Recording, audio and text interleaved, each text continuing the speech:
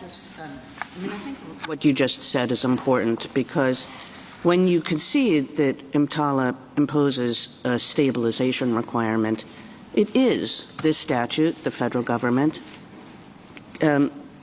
interfering, if you will, in a state's healthcare choices. So EMTALA is on its face a statute that says it's not all the state's way. There are federal requirements here. There is a requirement to stabilize emergency patients. And you agree with that?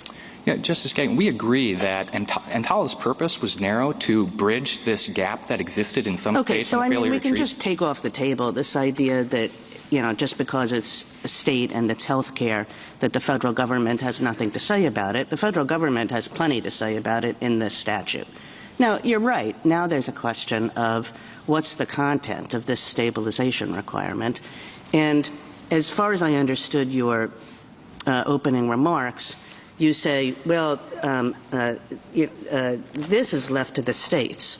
But if I'm just looking at the statute tells you what the content of the stabilization requirement is.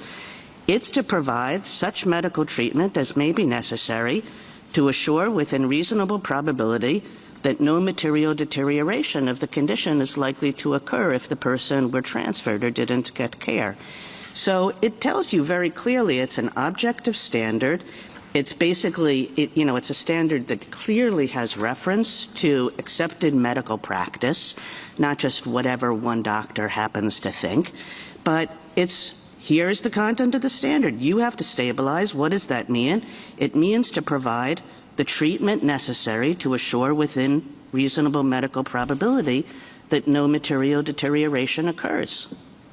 Yeah, let me respond in two ways. First, the objective standard that you set forth there and that understanding is contrary to the administration's view. They say it is a totally subjective standard, and whatever treatment a doctor determines is appropriate. I think that's not true. I think you guys can argue about this yourself, but as I understand the Solicitor General's brief, and we'll see what the Solicitor General says, but the Solicitor General says it's not up to every individual doctor. This is a standard that is objective, that incorporates accepted medical standards of care. Well, and the more fundamental point is the definition that you quoted of stabilizing care in the operative provision in B1 is also textually, explicitly qualified by that which is within the staff and facilities available at a hospital. Yes, and that's quite right.